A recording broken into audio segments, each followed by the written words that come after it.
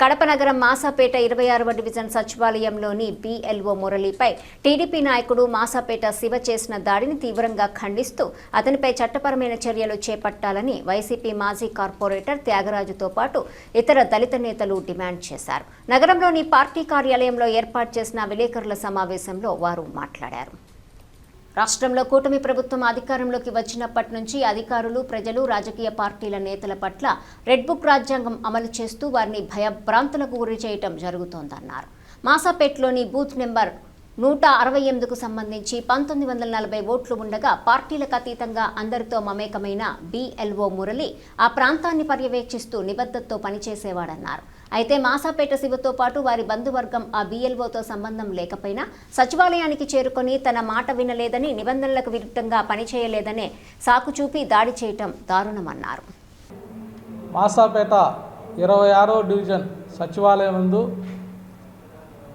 మురళి అనే బిఎల్ఓ పైన అమానుషంగా దాడి చేయడం అందరికీ తెలిసిన విషయం.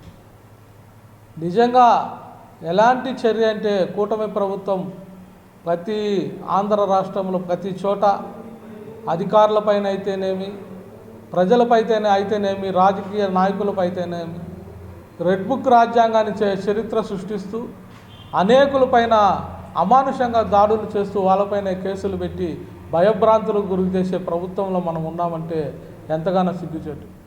నిన్నటి సంఘటన ఒక బిఎల్ఓ సిన్సియర్గా పనిచేసే బిఎల్ఓ బూత్ నెంబర్ 168కి అతను బిఎల్ఓగా వ్యవహరిస్తున్నాడు.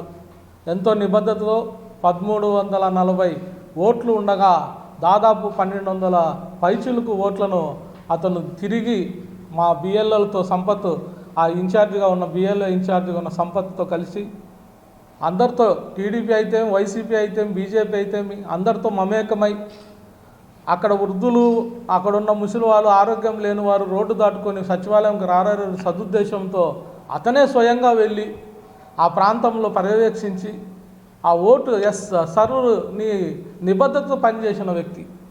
అలాంటి వ్యక్తి పైన మాట వినలేదని నెపంతో, అతను మాట వినలేదని ఏం లేదు, కేవలం ఒక ఎంటీ అప్లికేషన్ తీసుకొని వచ్చి ఫోటో అతికిచ్చి దీన్ని ఆన్లైన్ ఎక్కించమంటే ఏ అధికారైనా ఏ విధంగా ఎక్కించాడు? కనీసం మినిమం డీటెయిల్స్ అన్న దాంట్లో మెన్షన్ చేయకుండా అధికారిని ఎక్కించమని ఒత్తిడి చేస్తే మీరు అవన్నీ రాసుకొని రండి, తర్వాత నేను ఎక్కిస్తాను అన్నందుకు ఏరా నువ్వు చెప్తే చేయవని అతని పైన దురుసుగా మాట్లాడి అతను మీరు ఎక్కించుకొని వస్తే నేను చేస్తానండి అన్నా కానీ వినకుండా ఈ మాసాపేట శివ అనే అతను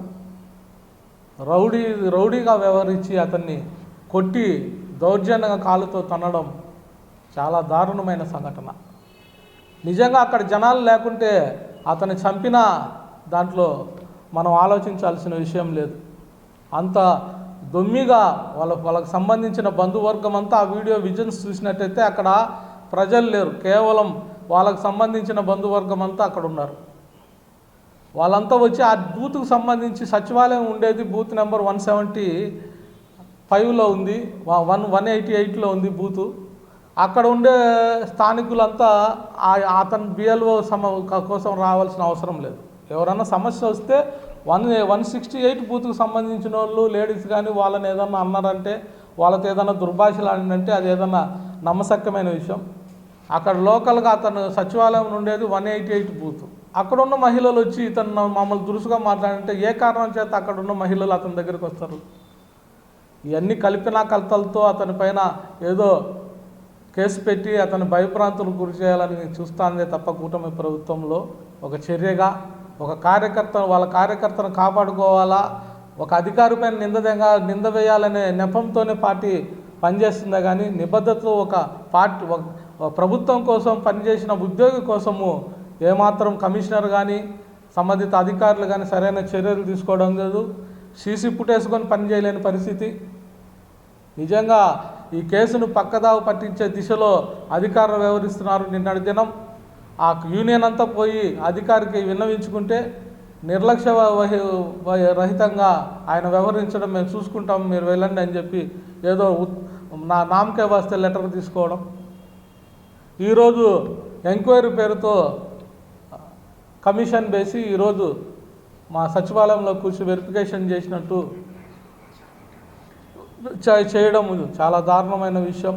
నిజంగా నిబద్ధతతో వెరిఫికేషన్ చేయాలి, చట్టపరమైన చర్యలు, కఠినమైన చర్యలు తీసుకోవాలి. అతని పైన అటెంప్ట్ మర్డర్, అతన్ని చంపడానికి ప్రయత్నించిన దుర్చర్య అది. అందరూ వచ్చి మూకుమ్మడిగా దాడి చేయడం, ఒకవేళ కానీ అక్కడ ఉన్న స్థానికులు, ఆడవారు, సచివాలయం సిబ్బంది అందరూ, ఆ సచివాలయం సంబంధి లేడీస్ అంతా అడ్డుకోకపోతే వాళ్ళు కన్నీరు మున్నీరు అయినారు. విజన్స్ చూస్తే మీకు తెలుస్తుంది అంత బాధాకరమైన దుస్థితి అది. వాళ్ళంతా అడ్డుకోవడం వల్ల అతను ప్రాణాలతో బయటపడ్డాడు. కానీ లేకపోతే దొమ్మిగా అందరు కలిసి కొట్టింటే ఈరోజు బిఎల్ఓ ఒక మంచి ఉద్యోగస్తుని, నిబద్ధతతో పనిచేసే ఒక వ్యక్తిని మనం కోల్పోయే పరిస్థితి వచ్చేది. ఇలాంటి చర్యలు మరి చోటు చేసుకోకుండా ఖచ్చితంగా ఆ మాసాపేట శివాజీ తెలుగుదేశం ఇన్ఛార్జి అతని పైన కఠినమైన చర్యలు తీసుకోవాలి. ఈసీ కొని, ఎలక్షన్ కమిషన్ కొని దీనిపైన దృష్టించాలి. ఎందుకంటే ఇది సర్లో భాగంగా ఎలక్షన్ కమిషన్ పర్యవేక్షణలో జరిగే ఈ కార్యక్రమంలో ఇలాంటి దాడి చేయడం కూడా ఎలక్షన్ కమిషన్కి సిగ్గుచేటు. ఖచ్చితంగా మీరు కొని, ఎలక్షన్ కమిషన్ కొని, అది పై అధికారులు కొని దీన్ని ఖచ్చితంగా దృష్టిలో తీసుకొని మీకు సర్లో భాగంగా పనిచేస్తున్న ఒక ఉద్యోగి పైన ఇలాంటి చర్య చేయడం దారుణమైన విషయం. కాబట్టి అధికారులు కొన్ని ప్రత్యేకంగా దీనిపైన చర్య తీసుకుని అతనిపైన కఠినమైన శిక్షను అమలు చేసి అతను ఖచ్చితంగా శిక్షించాలి. ఒకవేళ అలా చేయకపోతే ఖచ్చితంగా వైఎస్ఆర్ కాంగ్రెస్ పార్టీ ఆ బాధితుడికి వెన్నంటూ ఉంటాం. ఎలాంటి ఉద్యమానికైనా రెడీ, ఎలాంటి ఉద్యమం చేయడానికైనా మేము సంసిద్ధమని ఈ పత్రికాముఖంగా తెలియజేస్తాం. నిన్న దినం మాసాపేట 26వ డివిజన్ సచివాలయంలో సచివాలయ సిబ్బంది అయినటువంటి ప్రస్తుతం బిఎల్ఓగా పనిచేస్తున్న మురళీ పైన టీడీపీ ఇన్ఛార్జి దాడి చేయడం అనేది వైఎస్ఆర్ కాంగ్రెస్ పార్టీ తరఫున పూర్తిగా ఖండిస్తున్నాం. ముఖ్యంగా మురళీ గారితో ఈ ఎస్ఐఆర్ ప్రోగ్రాంలో వైఎస్ఆర్ కాంగ్రెస్ పార్టీ తరఫున బిఎల్ఏగా 168వ బూత్కు నేనే ఉన్నాను. నేను, మురళీ గారు మరియు టీడీపీకి సంబంధించిన బిఎల్ఏ ప్రణావతి ముగ్గురం కూడా ప్రతి ఇంటికి కూడా వెళ్ళి, మురళీ ప్రతి ఇంటికి మమ్మల్ని బిఎల్ఏలు లేకుండా అతను ఏ కార్యక్రమం చేయలేదు, మమ్మల్ని వెంట పెట్టుకునే ప్రతి ఇంటికి వెళ్ళి వాళ్ళకి ఎన్యూమరేషన్ ఫామ్స్ ఇచ్చిన తర్వాత ఆ ఫామ్స్ కలెక్షన్లో కూడా అతను ఎంతో నిబద్ధతతో పనిచేశాడు. ప్రతి ఇంటి దగ్గర కూర్చొని, ఒకవేళ వాళ్ళు మాకు సచివాలయం రోడ్డు అవతల ఉంది, రాలేని పరిస్థితి అంటే అక్కడే కూర్చొని ఆ జిరాక్స్ ఫామ్స్ తెచ్చే వరకు అక్కడే ఉండి ఆ ఫామ్స్ ఫిలప్ చేసుకొని తీసుకెళ్లే అంత మంచి వ్యక్తి అతను. కనీసం అక్కడ 350 అప్లికేషన్లలో దాదాపుగా మాకు 1100 అప్లికేషన్స్ వచ్చేసాయి.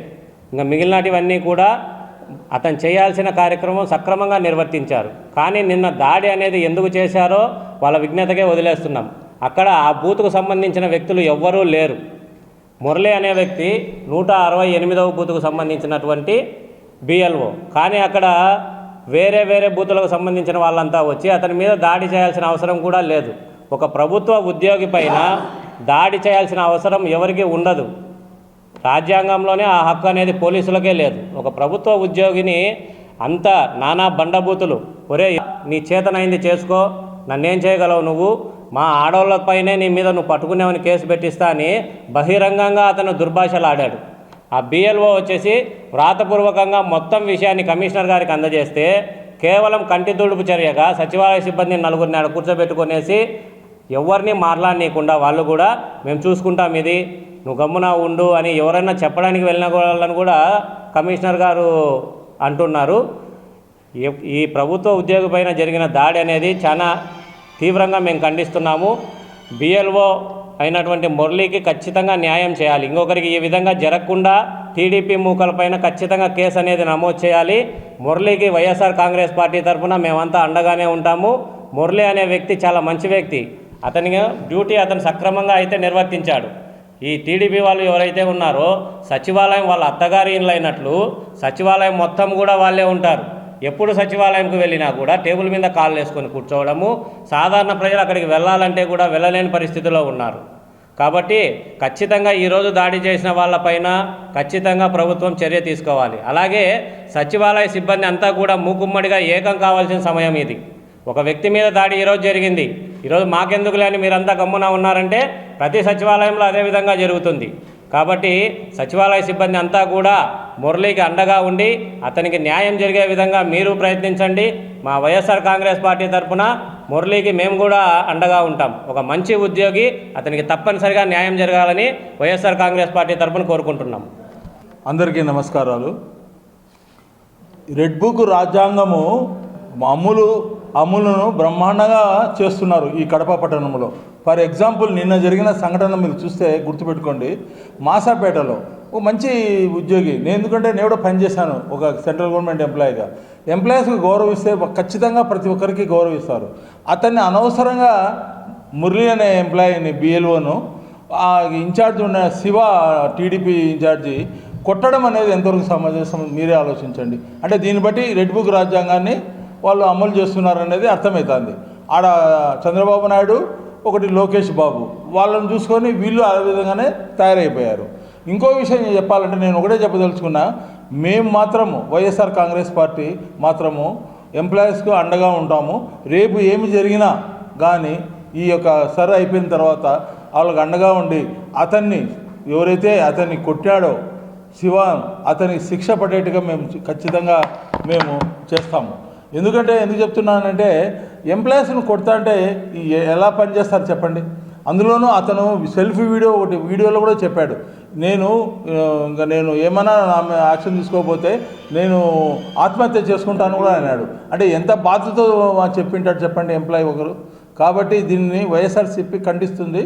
రేపు జరగబోతున్న ఏదైనా సరే దానికి అండగా ఎంప్లాయీస్కి ఉంటామని కోరుకుంటున్నాను.